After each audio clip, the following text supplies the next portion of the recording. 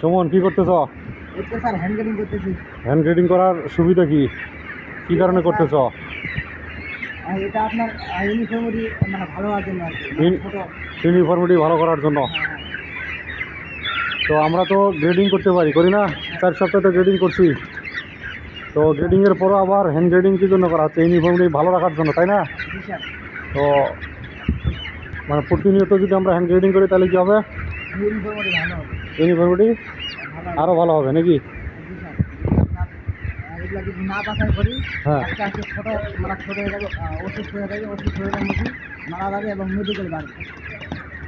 মুরগি ছোটো বড় বেশি হবে, তাই না? তো আমরা হ্যান্ড গ্রেডিং বলতে কি, আমাদের চোখ দিয়ে দেখতেছি যে যেটা ছোটো ছোট মনে হয় বা কোনোটা বড়, কোনো বড় প্যানের মধ্যে যদি ছোটো পাই সেটা ধরে ছোটো প্যানে দিচ্ছি, আর ছোটো প্যানের মধ্যে যদি কোনোটা বড় থাকে সেটা ধরে। এটা আপনার 1 নাম্বার থেকে আর কি সুবিধা আছে? অর্থাৎ কী থাকে? বডি ওয়েট ঠিক থাকে।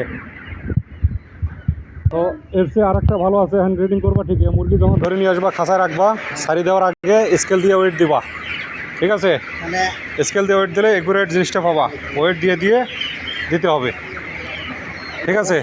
এটা 100% আরও বেশি শিওর। হ্যাঁ, আর হচ্ছে তোমার মুরগির যে জায়গার যে স্পেস আছে সেই স্পেস অনুযায়ী মুরগি রাখতে হবে, ঠিক আছে? শুধু মুরগি রাখলাম, এক প্যান থেকে আরেক প্যানে 20টা বা 30টা রাখলাম, কিন্তু সেখানে স্পেস বাড়াই দিলাম না বা করলাম না, তখন কোনো সমস্যা হবে ফিডিংয়ে, ঠিক আছে? অবশ্যই আমাদের ওই প্যান থেকেও কী করতে হবে, মুরগি ছোটো বড় মুরগি থেকে প্যান থেকে যদি মুরগি ছোটো প্যানে দিই, ছোটো প্যান থেকে অবশ্যই বাছাই করে দিতে হবে। আর যদি না পাওয়া যায় তাহলে আমাদের এই স্পেসটা ঠিক রাখতে হবে, তাহলে ফিডিং স্পেস ঠিক থাকবে, মুরগি সবগুলো সমানভাবে ফিট পাবে এবং মুরগি ভালো থাকবে, ইউনিফর্মটি ভালো আসবে।